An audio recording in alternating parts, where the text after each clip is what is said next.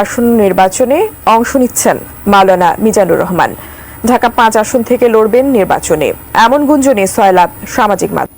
একদল খাইছে আরেক দল খাওয়ার জন্য রেডি হয়ে আছে। ভাইরে রাজনীতি করবেন স্বনামে আসে, আড়াই লাখ লাগে রাজনীতি করে। দেশের জনপ্রিয় ইসলামিক আলোচক মাওলানা ডক্টর মিজানুর রহমান আজহারী দেশের ধর্মীয় অঙ্গনে যার জনপ্রিয়তা আকাশচুম্বী, যার ইসলামী আলোচনা শুনতে মুখিয়ে থাকে দলমত নির্বিশেষে দেশের ধর্মপ্রাণ মুসলমানরা। তবে হঠাৎ করেই তিনি ধর্মীয় অঙ্গন ছাপিয়ে রাজনৈতিক অঙ্গনে আলোচনায়। কোরআনের প্রেসক্রিপশন না মানলে রাষ্ট্র সুন্দর হবে না।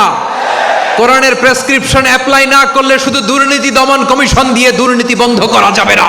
19 নভেম্বর হঠাৎ জামায়াতের আমির ডাক্তার শফিকুর রহমানের সাথে আজহারীর একটি ছবি সামাজিক মাধ্যমে ছড়িয়ে পড়ে। সেই ছবি পোস্ট করে দাবি করা হয় রাজনীতিতে নাম লেখালেন আলোচিত এই ধর্মীয় বক্তা। যোগ দিয়েছেন বাংলাদেশ জামায়াতে ইসলামীর রাজনীতিতে। দলটি থেকে পেয়েছেন মনোনয়ন।